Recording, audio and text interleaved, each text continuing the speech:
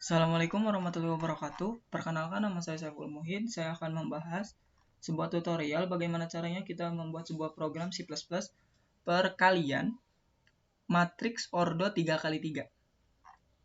Ini merupakan tugas mata kuliah saya yang semoga ketika saya membagikan video ini bisa bermanfaat buat yang menonton.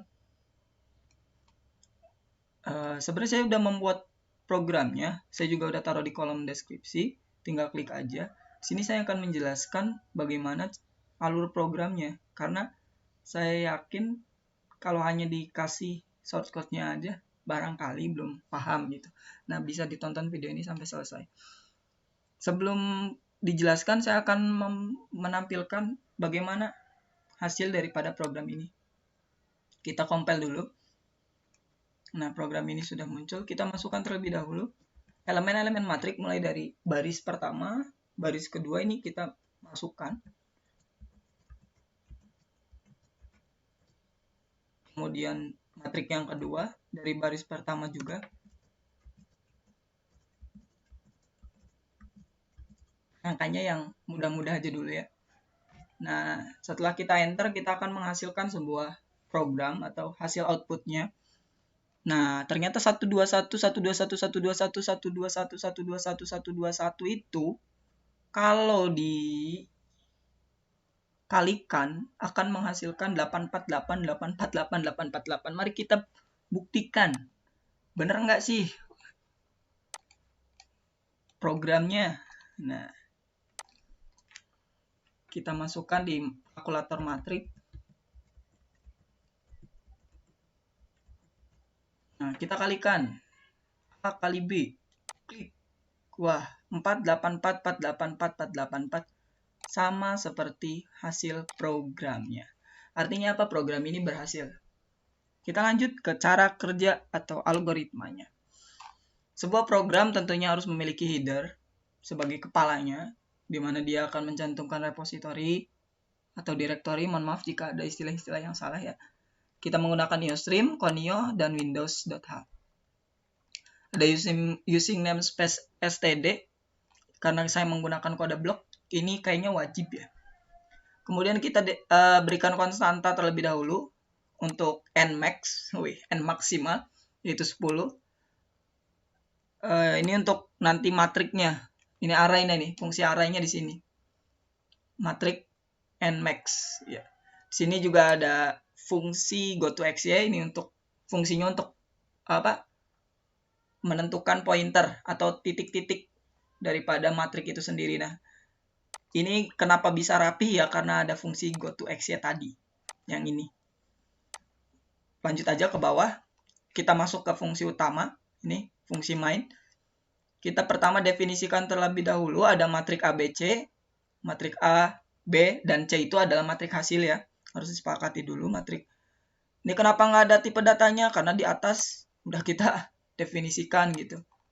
Kemudian ini ada IJKN jumlah. Ini kita definisikan dulu gitu. Variabel dan konstantanya. Kalau ini variabel nih, IJK. Kalau N sama jumlah ini udah konstanta gitu. Dan nilai, udah punya nilai. Ini tampilan awal doang buat atas. Kemudian yang pertama kita meminta inputan, karena sebuah program kan ada input, proses, dan output. Nah, ini pertama kita minta inputan dulu. Minta inputan matrik A dengan proses pengulangan, di mana I ini, oh iya, kenapa N-nya 3? Karena ini matrik 3x3 ya. Jadi N-nya 3. Kalau matrik 4x4 ya N-nya 4 gitu. Untuk baris dan kolomnya itu artinya 3 gitu. Kita sepakati. Kita minta inputan matrik A, I sama dengan 1. Kita mulai dari titik 1,1 berarti kan. Yang paling pertama itu elemen pertama. Dan I-nya ini akan pengulangannya sampai N. N itu kan 3 ya. Berarti ada 3 baris. Nah, karena I itu kan baris ya. Kita sepakati I baris, J itu kolom. I-nya ini akan terus bertambah sampai dengan N. Kolomnya juga sama. Jadi baris 3, kolomnya juga 3 gitu pengulangannya. Pasti paham deh. Nah, itu dimasukkan kemana? Ke array matrik A. Sama seperti B. Sama. Ini nggak ada bedanya ya. Kesini sama. Terus, tadi kan udah input nih. Sekarang ada proses berarti. Nah, ini prosesnya. Prosesnya juga menggunakan array dan pengulangan. Tapi ini kok ada 3 pengulangannya. Saya sendiri ini jujur ya, ini dari sumber lain. Saya nggak buat rumusnya sendiri. Yang jelas gini, yang pertama itu ada pengulangan I dan J atau baris dan kolom sampai dengan N. Artinya ada 3 kali. Kemudian ada pengulangan K. K ini udah pokoknya K aja dulu ya. Nanti biar paham bareng-bareng.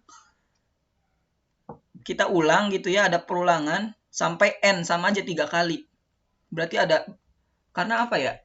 Karena ada baris, kolom, dan satunya itu kalau untuk perkalian itu butuh satu lagi gitu. Karena kalau penjumlahan itu kan cuman elemen satu ini langsung dijumlahkan gitu ya.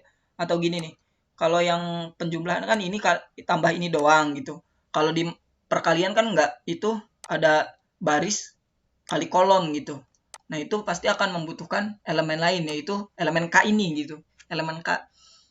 Nah, di mana jumlah itu atau nanti adalah matrik hasil merupakan jumlah, pengulangan jumlah. Jumlahnya kita tadi 0 ya, awalnya 0 ditambah dengan I atau A, matrik A. Di dalamnya itu adanya I itu berarti baris I, dan K pengulangan berarti 1, 2, 3 dikali matrik B K-nya 1, 2, 3 pengulangan 1, 2, 3 sampai dengan array satunya yaitu kolom gitu. Dimana matrik hasil itu adalah matrik jumlah. Ini hanya sebenarnya kalau langsung kita masukkan juga CIJ nggak masalah, cuman kita karena ada konstanta jumlah, jadi kita definisikan lagi kalau hasilnya itu adalah jumlah gitu. Jumlahnya sama dengan 0. Kemudian tadi udah proses, sekarang kita ke hasilnya gitu. Menampilkan hasil kita butuh tadi, kita udah buat fungsi GoToXY. Nah, ini digunain nih untuk menentukan matrik A ini ditaruh di mana sih? Nah, di baris 1 kolom kelima. Nih, di sini. Baris 1 kolom kelima gitu. Ini fungsi GoToXY. Kalau untuk nentuin angka-angka di sininya ya feeling aja. Gimana caranya biar rapi gitu. A, untuk nampilin juga perulangan lagi. Kalau ini cot doang ya gampang lah, pasti bisa. Programnya juga saya udah taruh di bawah, tinggal dicek aja. Matrik B juga sama. Matrik C ini hanya menampilkan ulang aja. Matrik A dikali matrik B dengan hasil matrik C yang tadi udah diproses gitu. Sampai sini. Programnya ya seperti itu gitu. Kalau ada yang ditanyakan boleh langsung kolom komentar, barangkali saya bisa menjawab gitu. Berbagi ilmu itu tidak ada yang sia-sia. Itu aja sih dari saya. Terima kasih. Wassalamualaikum warahmatullahi wabarakatuh.